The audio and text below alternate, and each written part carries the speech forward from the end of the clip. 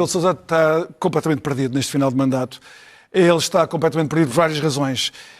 Neste caso da imigração, ele sente essa desorientação política porque ele foi um rosto de uma política que hoje toda a gente percebeu que correu muito mal, o colapso das fronteiras, a quadriplicação do volume de imigrantes em Portugal. Ele foi um rosto disso, ele não teve uma voz para dizer, para apontar uma falha aos governos de Costa e o desastre todo que se seguiu. Portanto, ele esteve em silêncio, porque agora percebemos, porque ele esteve de acordo com aquilo. Então o que é que ele faz? Em vez de ter a coragem para dizer eu sou contra isto e, portanto, quero que haja ainda mais imigrantes em Portugal, ele tomou uma atitude de total irresponsabilidade. Ele é o chefe do Estado português. E ele pôs com uma conversa de comentador de quarta categoria, comentador televisivo de quarta categoria. Os números não batem certo, porque o INE, nos cálculos que faz... O INE não tem fontes autónomas para calcular o número de pessoas que estão no território nacional. Depende de instituições como a Segurança Social, como a AIMA agora. Como a AIMA. E o Governo fez chegar essas informações ao Presidente. Marcelo Rebelo de Sousa foi atrás de alguém que lhe lançou esta lebre e, como está de cabeça perdida, não se questionou. Portanto, Marcelo Rebelo de Sousa tem de perceber Então não faz sentido ele pedir a antecipação dos censos? Não faz sentido nenhum, isso é uma fuga para a frente dele. É ele perceber que fez a geneira e agora a tirar isso para o ar.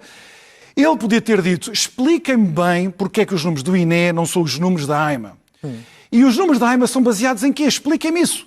Porque a explicação é simples. E nós vamos ter ainda uma revisão dos números. Provavelmente não é para baixo, é para alto. Porque Marcelo Rebelo de Sousa basicamente está a dizer eu não acredito que haja tantos imigrantes em Portugal. Eu não acredito. Eu recuso-me a acreditar. E, portanto, ele está a pôr em causa os números das instituições que ele, indiretamente como chefe de Estado, também tutela, porque são instituições do Estado português. Agora veja-se, porquê é que nós sabemos que aqueles números da AIMA estão mais ou menos certos? Mais dezena de milhar, menos dezena de milhar.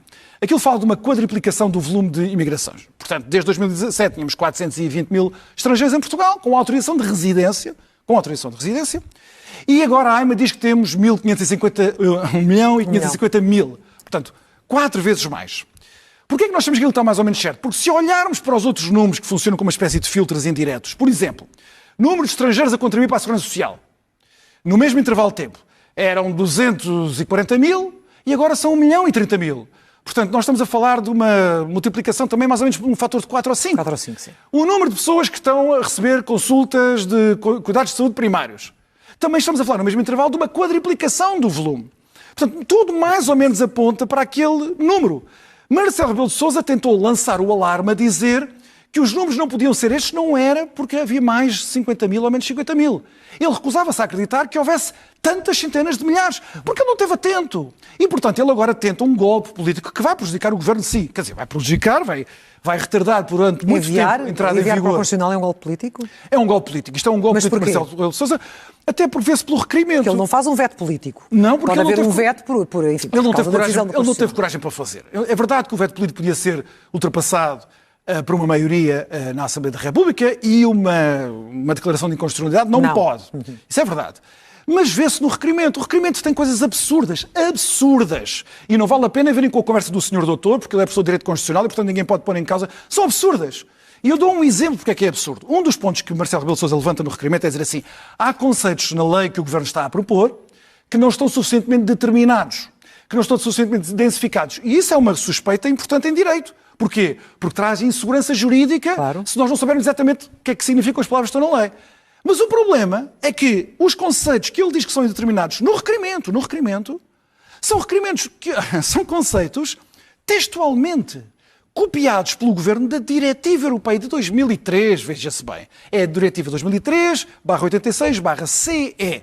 Eu podia dar muitos exemplos desses conceitos. Vou dar um só para as pessoas perceberem que eu não estou a inventar.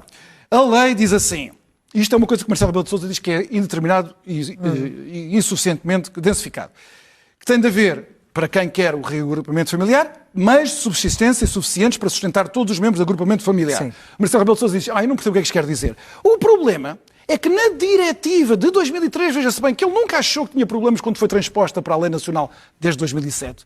Nunca o vimos a protestar contra a indeterminação dos conceitos. A frase é esta.